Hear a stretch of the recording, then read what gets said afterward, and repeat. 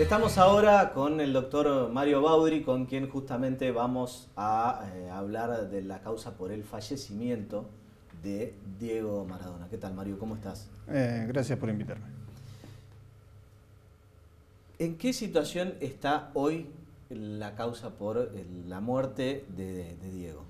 La causa por la muerte se cerró la investigación penal preparatoria.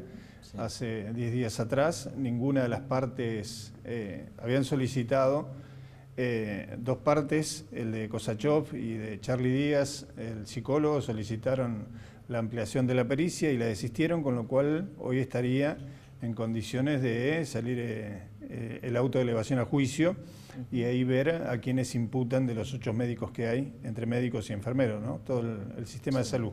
Y a su vez se abrió otra causa paralela, que será el alcance 5, que nosotros conocemos como Maradona 2, para seguir investigando a todo el entorno de Diego, que es la pelea mía con los fiscales, porque los fiscales querían ahí es donde vos hablás de una mafia. Claro, porque como lo tenían a Diego, y la pelea mía que llevó a la recusación mía contra los fiscales fue porque ellos querían clausurar todo el proceso. Ajá. Y no seguir investigando, solamente ir con la responsabilidad médica o del personal de salud. Y yo decía que, en virtud de los audios que todos escuchamos, de los WhatsApp, imagínate que ahí, entre audio y WhatsApp, hay 130.000. Con lo cual yo he visto condenas de narcotraficantes con 2 audios y acá hay solamente 30.000 audios. ¿Vos creés que hay, digo, no sé si está así calificado en el expediente, pero vos creés que hay que una asociación ilícita para, digamos, en todo caso, demostrar en el expediente que podés llegar a probarla en un juicio oral? En la causa que está en La Plata, la primera imputación, que es por administración fraudulenta y llevar a Diego a la servidumbre, la primera imputación, que después el juez la rechaza, es por asociación ilícita. Y pide detenciones, la fiscal Corfield pide detenciones y allanamientos, que el juez no se los da.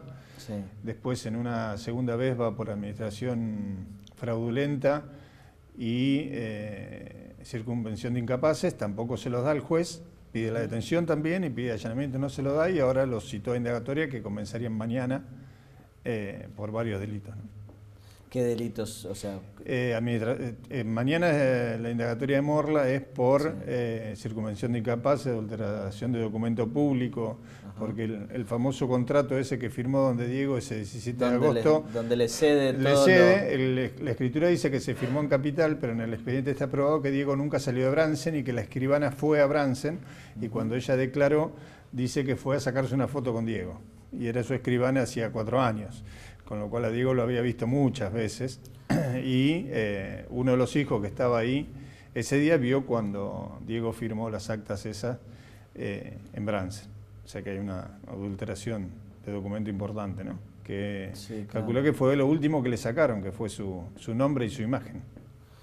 Sí, claro, porque sin la participación de esta escribana no podrían haber hecho eso, y por lógica todos los derechos de imagen tendrían que haber pasado a los hijos. Sí, además son derechos personalísimos que no son transferibles, por más que el contrato específicamente dice que para el caso que Diego Maradona muera tempranamente. Ya lo tenían pensado. Ya lo tenían pensado. Y, y ellos, que son los acreedores, los que se quedan con los bienes, no dice eso. O sea, no se trata, si ellos se mueren, a quién les corresponden los derechos. O sea, hay un montón de elementos que surgen del expediente de que esto venía pensado. No sé si lo prepararon o sabían que iba a pasar. Bueno, yo creo que sabían que era una bomba de tiempo. De hecho, en algún programa, en el que participo habitualmente, en el GPS, me acuerdo que cuando empecé a ver determinadas cosas dije, guarda que acá puede haber atrás de esto directamente un homicidio doloso, porque con el cuadro de salud que él ya traía, bueno... Nosotros creemos que hay un homicidio doloso. Ustedes recordarán que aquel 30 de noviembre... Yo no tenía todos los elementos que vos tenés para hacerte la información. Yo decía, cuando salí de la Fiscalía ese 30 de noviembre, que me presenté porque había hablado el sábado con la enfermera que me había contado todo, y yo no lo podía creer, voy y le cuento a los fiscales lo que nosotros veíamos, miro toda la causa, y de la causa, después de 5 días de causa nada más, salí convencido de lo que había pasado. Y atrás de eso vinieron los allanamientos. Primero el de Luque y después el allanamiento que le hicieron a Kosachov, después la declaración de Verónica. Pero nosotros estábamos convencidos el primer día, y acordate que estaban por culposo nada más. Primero o abandono de personas. Después lo logré llevar a abandono de personas y después lo llevé a homicidio simple con dolo eventual, que fue una pelea titánica, porque lo hacíamos en soledad, nadie creía que era así, hasta que apareció el audio de Luque donde llamaba a una médica legista 8 meses antes para decirle que le dijera cómo hacer la historia clínica para cuando venga la policía. O sea, 8 meses antes él sabía que Diego se moría y que estaba... que se moría o que se iba a morir. Y que iba a haber una pericia judicial y que iba a venir la policía a preguntarle. O sea, nadie piensa eso. Yo tengo muchos amigos médicos y ninguno está pensando, cuando cura a alguien, de que va a tener que venir la policía a hacer una pericia. ¿Por qué tiene que venir la policía a hacer una pericia? Si vos sos médico y salvas vidas. No, seguro. O sea, no es normal que eso acontezca.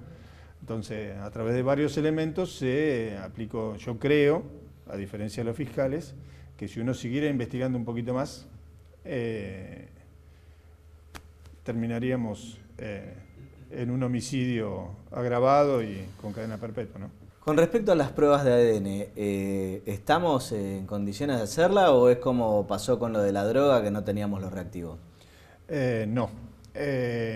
Todavía no se hizo, sí nos sacamos el ADN el día 16 de diciembre, pensamos que iba a estar para el 20 de enero y el 15 de febrero intimamos a la Asesoría Pericial de La Plata, que depende de la Corte, para que nos informe y recién ahí nos notifican de que no tenían los reactivos, de que la Corte no le había comprado los reactivos químicos que valen $3, $4, con lo cual estaba nuestra pericia, la de Maradona, parada desde el 16 de diciembre y otra pericia que va a hacer mucho ruido también de una persona muy famosa, con lo cual, o sea, nos quedamos todos hicimos todo lo rápido que pudimos. Y siguen expectantes. Y seguimos expectantes, es más, ofrecimos pagar nosotros el estudio de ADN en otro establecimiento y no nos dejaron. Claro. La justicia no nos dejó. Sí, esa es una de las grandes contradicciones que tenemos, donde bueno, solo se puede usar el recurso público, pero el recurso público no está y nos dejan en una encerrona que no tiene... Y cuando no está, hay muchos hospitales públicos que son del Estado, que nosotros podemos pagar para que nos hagan los estudios. Hoy el estudio de ADN se puede hacer en un montón de lugares y de hecho los centros de antropología que tenemos son famosos en el mundo por hacer pruebas de ADN, con lo cual no necesariamente tenemos que hacerlo en una asesoría pericial específica, se podría haber hecho en otros lados y hoy ya tendríamos un resultado, ¿no? Desde el lado humano, la sucesión es aparte, del lado humano. Sí, claro. Siguiendo con el tema de la sucesión, una de las grandes incógnitas que hay, que no sé si se ha develado o no, es hasta dónde alcanza la fortuna que tiene o que tenía Maradona, ¿no? Porque, digo, tiene patrimonio en varios países del mundo. Tenía, perdón. Sí. Bueno, es que sigue siempre en nuestros corazones. No, pero me refiero tenía porque todo el entorno de Maradona es más rico que lo que terminó siendo Diego. Porque Diego terminó denunciado en la sucesión un patrimonio de 7 millones que había en la cuenta, en las cuentas, en varias, y... Por el entorno vos te referís principalmente a Morla, ¿no? Sí, y todos los que estaban alrededor que tienen casas en grandes countries, eran empleados administrativos y viven mejor que los hijos de Diego. Ajá. Y eso todo en los últimos años a partir de que empezaron a administrarlo. De que estaban con Diego. Tan es así que la semana pasada se vendieron los autos que Diego tenía en Dubái y no eran de la sucesión, estaban a nombre de una sociedad, de la sociedad. Y nosotros hicimos la denuncia penal. ¿Sabés qué autos eran? Y sí, tenía una camioneta BM, después tenía el Phantom. Sí. Se vendieron en $725.000.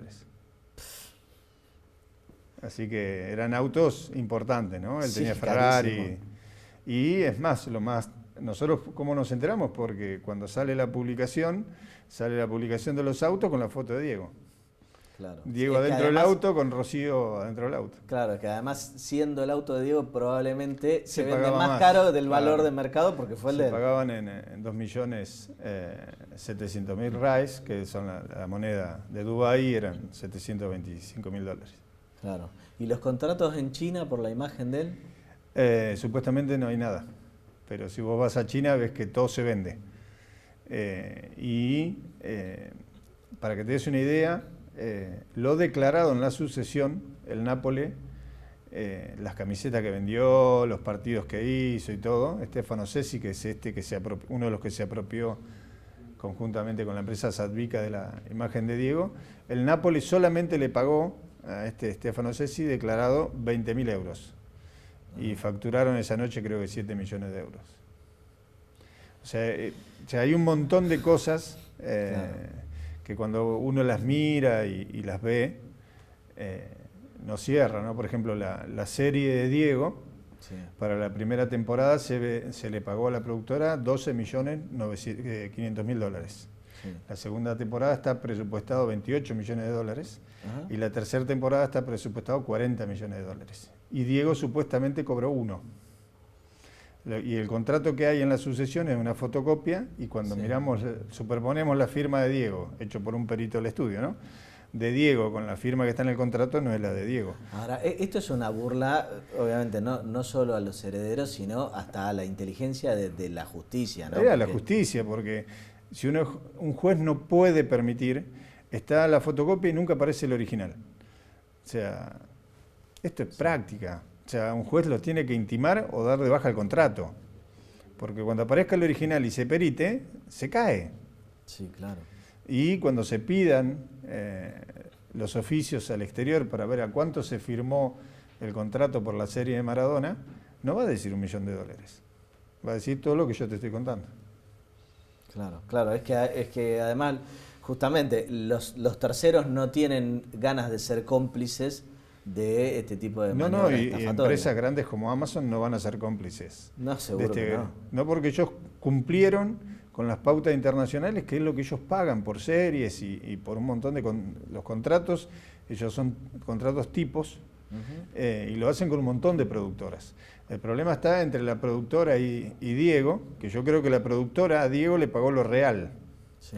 El problema es que el contrato que está agregado a la sucesión no es real. Yo no creo que haya sido $1 millón, creo que es mucho más. Los números oficiales que yo tengo son mucho más grandes, casi 10 veces eso, pero el contrato que está agregado en la sucesión dicen que cobró $1 millón. Ahora, ese $1 millón, ¿en dónde está depositado? Tampoco se sabe. Tampoco. O sea, se perdió en la nebulosa. Si te descuidas, cuando veas en la sucesión el acervo hereditario va a ser nada. Igual imagínate que hay supuestamente 7 millones, que es mucho, para mí es muchísimo, dividido 5, con lo cual le queda $1 millón y algo a cada uno, con los gastos del impuesto a la riqueza nada más, le quedará $1 millón a cada uno. Una burla. Sí, y sin derecho a futuro, porque se le quedaron... Hablando de que estamos hablando de justamente la herencia de Maradona, hablar de $1 millón es una burla total. O sea, un gran sabio popular como Jacobo Winogrand me dijo hace 15 días que nos encontramos, y me dijo: mira, Mario, cuando vos querés saber lo que es la injusticia, andá a pedirle justicia a un juez. Y eso es lo que nos pasa a nosotros. O sea, nosotros vamos a pedir justicia y nos encontramos con actos de injusticia. Y así es muy difícil pelear. Entonces te encontrás con tipos como yo que siguen avanzando y siguen avanzando y siguen avanzando porque todos pierden las ganas. Imagínate si esto le pasa a Maradona, lo que le puede pasar a la gente común. Sí, sin lugar a dudas. Nunca va a conseguir nada. Porque si esto le hace la justicia a Maradona, ¿qué le puede hacer a la gente común en el ADN? Nosotros nos enteramos que no había reactivo porque llamamos y es la causa Maradona. Pero imagínate la gente que viene del interior, que se viene a hacer una pericia de ADN y puede tardar años. Y jamás le van a decir que se olvidaron de comprar por $10 los reactivos. Mario, me encantaría seguir hablando de esto. Te comprometo para más adelante, que volvamos a seguir hablando un poquito más de esta causa. Te hago una última cortita y al pie. Se vienen las elecciones del Colegio de Abogados. ¿Qué posición tenés respecto de...? Yo creo en la democracia, creo que la renovación es sana. Creo que hace mucho que está la misma gente, más allá de los cambios de nombre, siguen la misma gente. Y yo, que soy un luchador de la justicia y con la causa Maradona, pasamos de un homicidio culposo a un homicidio, nunca el colegio, y en ese interín tuve pelea con un montón de gente del Poder Judicial para que hagan las cosas bien, sí. Porque no solo hay que ser correcto, sino hay que después plasmarlo en los hechos, y lo que yo digo después hay que escribirlo y ratificarlo. El colegio jamás estuvo, ni me llamó para decirme, doctor, le pasa algo, necesita algo, la justicia está actuando bien. Ellos ven los mismos takes que ves vos. Sí, sí, algo que era de público y notorio. O sea, un simple llamado para no sentirte solo. Porque uno cuando va... Bueno, abandonaron a toda la abogacía en plena pandemia. Entonces, yo no personalizo porque no los conozco. Los vi al principio de la gestión, allá hace muchos años atrás, y no los veo ahora.